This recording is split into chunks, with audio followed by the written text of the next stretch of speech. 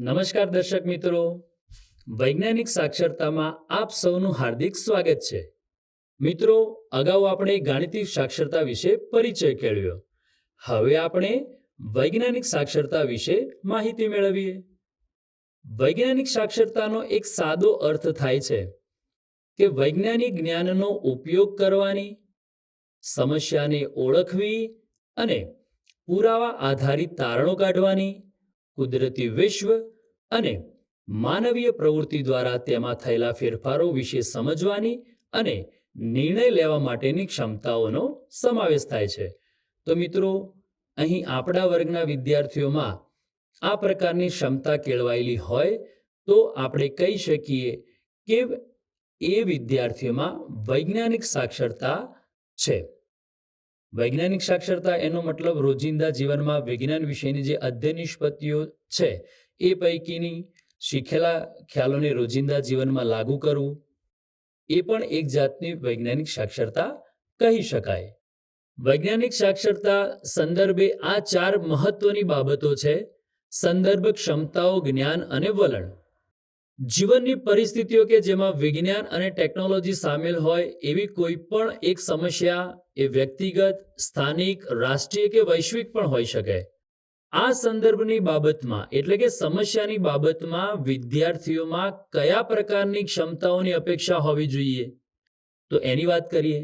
જેમ કે ઘટનાને વૈજ્ઞાનિક રીતે એ સમજે છે કે નહીં, માહિતી અને પુરાવાનું એ વૈજ્ઞાનિક રીતે અર્થઘટન કરે છે કે નહીં, વૈજ્ઞાનિક તપાસનું એ આયોજન અને એનું મૂલ્યાંકન કરે છે કે નહીં, આ તમામ પ્રકારની ક્ષમતાઓ છે એ અપેક્ષિત છે.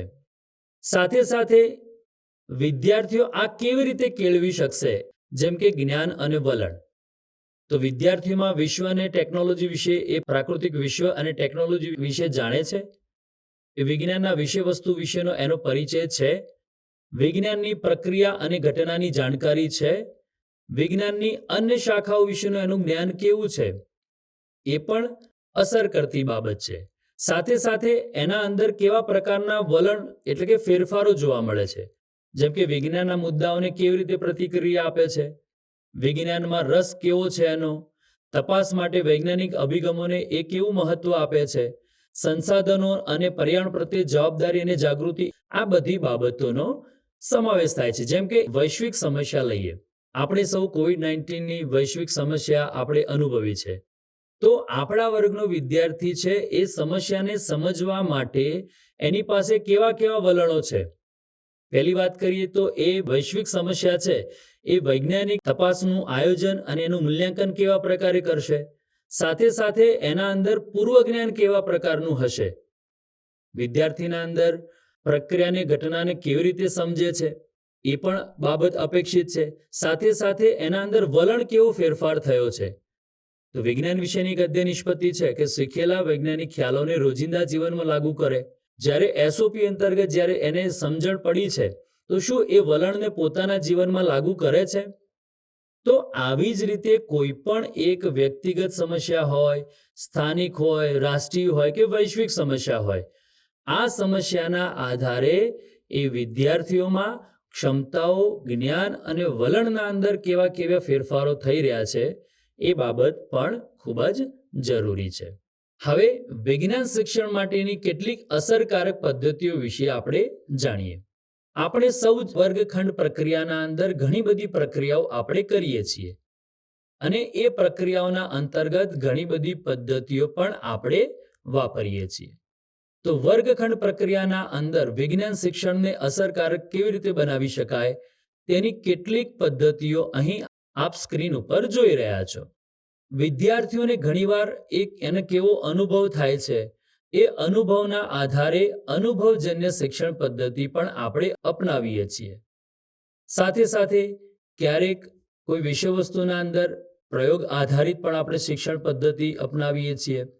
એમાં ક્યારેક એવું પણ બને કે વિદ્યાર્થી પાસે પ્રયોગ કરાવીને પણ પ્રાયોગિક પદ્ધતિ આપણે અપનાવતા હોઈએ છીએ.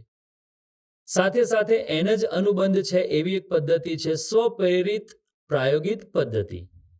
તો જ્યારે વિદ્યાર્થી સ્વયં કોઈ પ્રયોગ કરે છે અથવા તો પ્રવૃત્તિ કરે છે તો એમાં પણ એ કંઈક ને કંઈક નવું શીખતો રહે છે. તો આ શીખવાની જે પ્રેરણા છે એને સ્વયંસ્ફુરિત થઈ, એટલા માટે આ પદ્ધતિ સ્વયં પ્રેરિત પ્રાયોગિક પદ્ધતિ કહીએ છીએ. સાથે સાથે પૂછપરછ આધારિત પણ શિક્ષણ પદ્ધતિ અપનાવે છે. ઘણીવાર કોઈ પ્રશ્નનો જવાબ આપણે એને પૂછીએ તો એ ન આવડે તો એ આજુબાજુના લોકોને પણ પૂછવાનો પ્રયત્ન કરે છે અને આપણને જવાબ આપશે. સાથે સાથે ટેકનોલોજી આધારિત શિક્ષણ પદ્ધતિ. તો મિત્રો, હવે આપણા વર્ગખંડો છે એ ખૂબ જ ટેકનોલોજી યુક્ત બન્યા છે. આજે આપણું વર્ગખંડ છે એ IFPથી સજ્જ છે. સાથે સાથે લેપટોપ અને ઇન્ટરનેટની ફેસિલિટી પણ છે. તો આજે આખું સમગ્ર વિશ્વ એ આપણા વર્ગખંડમાં હોય છે. આજના સમયમાં સમગ્ર વિશ્વનું જે જ્ઞાન છે એ આપણે આપણા વર્ગખંડમાં લાવી શકીએ છીએ. તો આવું ટેકનોલોજી આધારિત શિક્ષણ કાર્ય પણ આપણે કરાવી શકીએ. સાથે સાથે પ્રોજેક્ટ આધારિત શિક્ષણ પદ્ધતિ.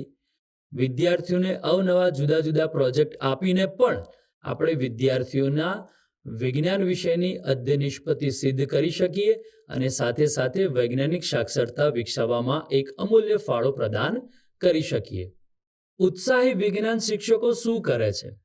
ઉત્સાહી વિજ્ઞાન શિક્ષકો એ વિષય પ્રત્યે ઉત્સાહી તો હોય જ છે, પણ સાથે સાથે એમના વિદ્યાર્થીઓમાં ઉત્સાહ પ્રેરિત પણ કરે છે. એવી કઈ બાબતો આપણે વિદ્યાર્થીઓને શીખવી શકીએ અથવા એવી કઈ બાબતો વિદ્યાર્થીઓને કહી શકીએ કે જેથી વિદ્યાર્થીઓમાં ઉત્સાહ વધે? આ શિક્ષકો વિષય વસ્તુમાં સતત પોતાને અપડેટ કરે છે. આપણે સૌ જાણીએ છીએ કે અત્યારે બદલાયેલા યુગના અંદર, ઇનોવેશનના યુગના અંદર આપણા વિષય વસ્તુને પણ આપણે અપડેટ કરવી પડે. સાથે સાથે શિક્ષક તરીકે આપણો પોતાનો વિકાસ કરવો અને નવી શિક્ષણ શાસ્ત્રની કુશળતા અજવા માટે પણ આપણે તૈયાર રહેવું જોઈએ. શિક્ષણના અંદર ઘણા બધા નવા વર્તમાન પ્રવાહોથી આપણે વાકેફ પણ રહેવું જોઈએ અને નવી જે પણ કઈ ને કઈ પદ્ધતિ આવતી હોય તો એનાથી પણ આપણે આપણી પોતાની જાતને સજ્જ કરવી પડે. સમયાંતરે થતી વિદ્યાર્થીઓની જરૂરિયાતો, રુચિઓ અને ક્ષમતાને પહોંચી વળવા તેમના વર્ગખંડ શિક્ષણ કાર્યમાં આકર્ષક પ્રવૃત્તિઓનું પણ આયોજન કરવું જોઈએ. આપણા શિક્ષણના અંદર વિદ્યાર્થીઓને અવનવી ઘણી બધી પ્રવૃત્તિઓ કરાવીને આપણું વર્ગખંડ શિક્ષણ કાર્ય છે એને આપણે અસરકારક બનાવી શકીએ. વિદ્યાર્થીઓમાં સંકલ્પના માટે જે પૂર્વધારણાઓ અને ગેરમાન્યતાઓ હોય તેનું પૂર્વાનુમાન કરે અને એના ઉપર કામ કરે. આપણે સૌ જાણીએ છીએ કે આપણા વર્ગના વિદ્યાર્થીઓમાં ઘણી બધી ગેરમાન્યતાઓ પણ હોય છે. એ ગેરમાન્યતા આપણે કેવી રીતે દૂર કરી શકીએ એક શિક્ષક તરીકે એ પણ અપેક્ષિત છે. તો વિદ્યાર્થી પોતાના રોજિંદા જીવનમાં આ વિજ્ઞાન વિષયના ખ્યાલો એના અંદર સ્પષ્ટ હશે, એની સંકલ્પના સ્પષ્ટ હશે, તો હું ચોક્કસ કહીશ કે એની સંકલ્પનાઓ પણ સિદ્ધ એ કરી શકશે અને ગેરમાન્યતાઓમાં એ સાચું વૈજ્ઞાનિક વલણ પણ એ કેળવી શકશે. પોતાના દૈનિક શિક્ષણ વ્યવહાર વિશે ચિંતન કરશે. એક શિક્ષક તરીકે એ જે દરરોજ શિક્ષણ કાર્ય કરાવે છે એ એનું પોતાનું સ્વમૂલ્યાંકન પણ કરશે. વિદ્યાર્થીઓમાં સમયાંતરે કેવા પ્રકારની પ્રગતિ થઈ છે એનું પણ મૂલ્યાંકન કરશે અને વિદ્યાર્થીઓના વિવિધ જૂથને શીખવા માટે ઉત્તમ પ્રત્યાયન કૌશલ્ય એ પોતે કેળવશે. તો એક વિજ્ઞાન શિક્ષક, ઉત્સાહી વિજ્ઞાન શિક્ષક શું કરે છે? કેટલીક બાબતો અહીંયા મૂકેલી છે. તો મિત્રો, અહીં વૈજ્ઞાનિક સાક્ષરતા સંદર્ભે આપ સૌએ માહિતી મેળવી. હું અપેક્ષા રાખું છું કે આપણા વર્ગના તમામ વિદ્યાર્થીઓમાં આવા પ્રકારની વૈજ્ઞાનિક સાક્ષરતા કેળવાય એ સંદર્ભે આપણે સૌ ઘણા બધા પ્રયત્નો કરીએ અને કટિબદ્ધ બનીએ. આભાર.